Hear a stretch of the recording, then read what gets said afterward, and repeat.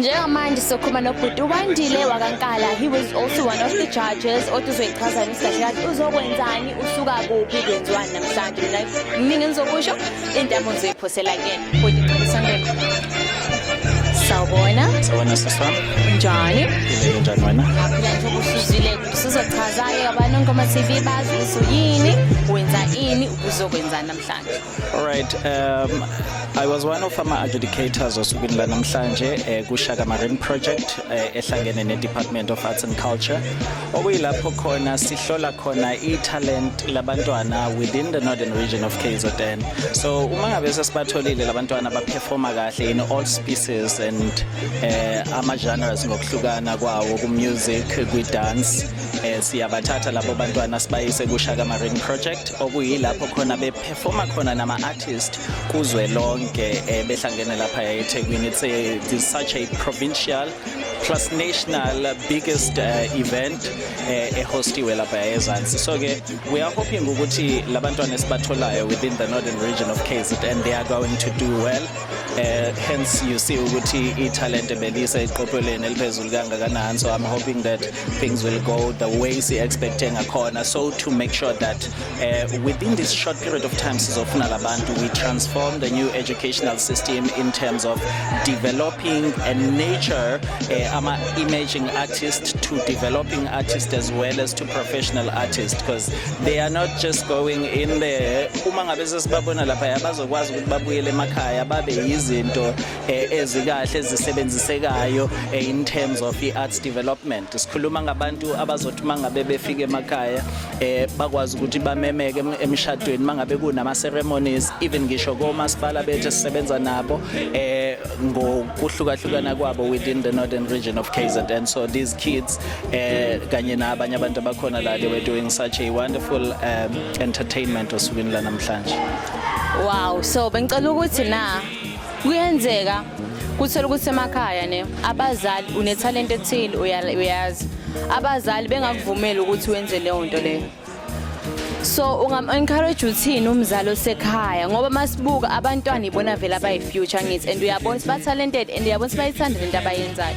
So umuntu osekhaya njengamanje ohlasimpe angithi mhlawumbe ngine-talent lokwenzani lokudansa yabo kodwa uma ubona sengathi ngiwaste isikhathi ngalo nto leyo izokuyisapha ngeke uzuphumelele ngokwenza lonto. So ungathini kulowo muntu? I like the question Siswami.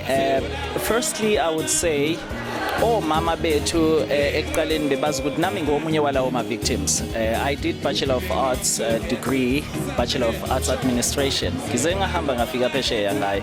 But abantu basekhaya uma ngabe ngiyenza lento le bathi ufuna ukuyokwenzani e-university, ufuna ukuyosina. You understand? It was just something eyangiphatha kabi kodwa ngathi ngoba bazi ukuthi iphupho lami ngaphakathi kumina lihamba lifike kuphi nanesiphiwo enginaso sihamba sifike kuphi. I will just swallow my pride, listen to what they are saying, ignore it bese ngiyaqhubeka ngishapeni i-future yami in the art industry. Today I'm just an arts practitioner by nature, by choice, by profession, you understand. So what I'm doing akuseyona manje na into esibukelwa umama kuphela sekuyinto ebukelwa yizwe. I've been on radio stations, ngasebenza nama radio stations, I've been on TV, ngasebenza nama TV, but today kufanele ukuthi sibuye sizosebenza nohulumeni sikhombisa abantwana ukuthi ikhona indlela esingayishape kulezi zinto lezi. Abazali bethu ke namhlanje sekunezinto ezinjenganabo omabonakude lapho. Akusikhona manje ukuthi athi yini arts, because we are transforming arts to film industry, to TV industry and all. So it is just one kind of thing whereby we need to show our skills to Tina on how we can shape the pyramid of action, on how we can transform this new educational system. So lezi zinto zizonke communication, media and arts entertainment izinto ezihlanganayo kodwa sekufanele kube yithina technological esithunga lo craft and then wenza ukuthi usebenze ngendlela. So abazali ngithi mina emakhaya ababe ne-faith ey'ntweni ezenzakalayo because kukhona into ekuthiwa isiko, kube khona into ekuthiwa i-religious. Abantu abaningi bayakuhlukanisa lokho, uyabona leyo. So lezi zinto lezi zisebenza together, lezi zinto lezi ukuthi zenze njani zikwazi ukumisa isisekelo mpilo somuntu, uyabona. So abanye abantu basuke behamba neziphiwo, abantu bahluleka uku-understand igama elithi isiphiwo yini, kanti abanye bayibiza light kube ngathi talent, kanti isiphiwo it is something oyinikelwe abantu bakini. mase kuba into inikelwe uNkulunkulu wakho uyayibona leyo nto leyo mase iyahlangana leyo nto ikwazi ukwenza ukwazi ukuphila at the end of the day. That's what I can say Siswami for now. Thanks. Hayi bhuti usukhulumile ngiyabonga and nami hayi usungisizile kakhulu lokho esengikuzwile. Umbuzo wami ogcina usokuyilokhu kuyenzeka ke ukuthi umuntu mhlawumbe uzile kuma audition wangakwazi usaphumelele or aqhubeke bese vele bona sengathi shuthi akekho good enough yabo. So ngicela lo muntu umtshele ukuthi okay uthi ngasho usumtshele ngicela lo muntu uthi ungathini ke into ezokwenza ukuthi angambi ukuthi ngoba nakho uhlulekile angambi kodwa aqhubeke akwenze akwenzayo. Sivele nje sihlehle quickly sithi ukufaila akusho ukuthi sekuphelile ngezinto ozenzayo. Sithi thina ngesilungu mediocrity cannot be tolerance, but tell yourself ukuthi ngizokwenza, you understand.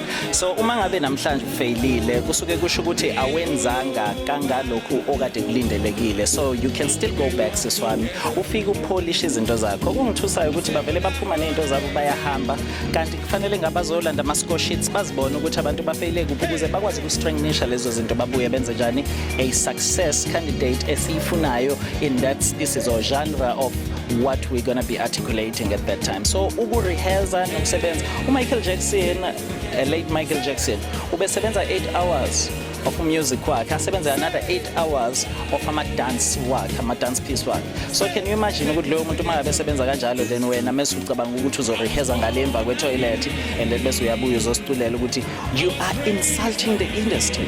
Uyabona, it's a indirect insult, but sithi thina kubantu abahambe bayohlala phansi bacabanga ukuthi lento le uma ngabe ufuna ukuba yi-exceptional kuyona imaphi ama-strengths okufanele uwa-impose kuyona ukuze ukwazi ukuthi usebenze ngayo uyenze ikwazi ukukuphilisa for the future. Thank you. Hayi ngiyabonga kakhulu kusina ngoma TV nizele bafethu ungahlali ufuna ukuthi usukume ukwenza ufuna ukwenza and kumele usebenze kanzima ukuze iphupho lakho lizofezeka. Nqobile Mbuyazi ngiyabonga kakhulu. Salute.